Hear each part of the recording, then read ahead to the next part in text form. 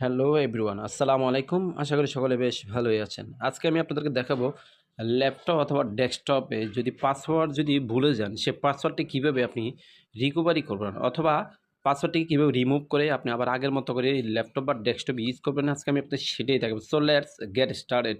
প্রথমে আমরা কম্পিউটার বা ল্যাপটপ যেটা আছে আমাদের সেটা অফ করব। অফ করে আমরা কিবোর্ড থেকে অর্থাৎ এই আমাদের ল্যাপটপ বা ডেস্কটপে অর্থাৎ ওই অন বাটন যেটা আছে অন বাটন ক্লিক করব, দেন F11 আমরা ক্লিক করব। তো দেখতে থাকুন, কন্টিনিউ করুন ভিডিওটি। আশা করি অবশ্যই ভালো রেজাল্ট দেখতে পাবেন।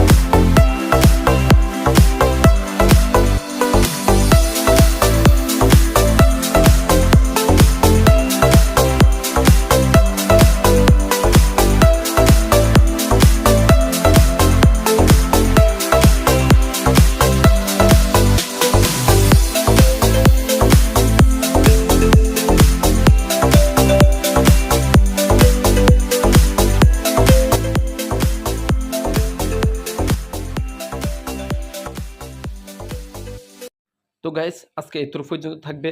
যদি কোথাও বুঝতে অসুবিধা হয় অবশ্যই কমেন্ট করে জানাবেন। আমি আপনাদেরকে চেষ্টা করব সঠিক একটা সমাধান দেওয়ার জন্য। ততক্ষণ পর্যন্ত ভালো থাকবেন। আসসালামু আলাইকুম।